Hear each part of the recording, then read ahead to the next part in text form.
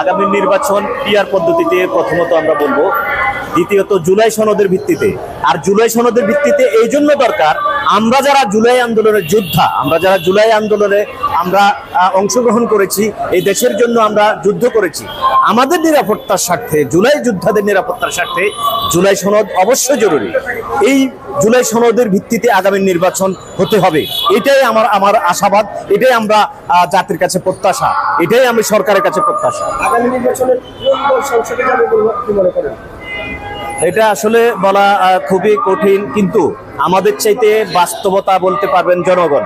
আপনি কি দেখেন না রাস্তাঘাটে এবং চায়ের দোকানে বসলে আসলে আপনি কি মনে করেন?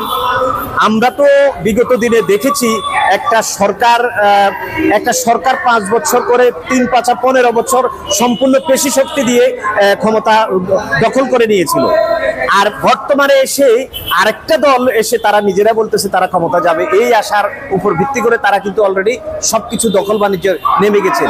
তারই ধারাবাহিকতায় আপনি কি মনে করেন হাটে ঘাটে, রাস্তাঘাটে এবং চায়ের দোকানে গেলে আপনি কি দেখেন না সবাই বলতেছে, যেটা আমিও সেটা লক্ষ্য করতেছি, একটা দল, একটা ঐক্য, সেটা হচ্ছে ইসলামের ঐক্য, সেটা হচ্ছে বাংলাদেশ জামায়াত ইসলামী সম্ভাবনাময় একটি দল।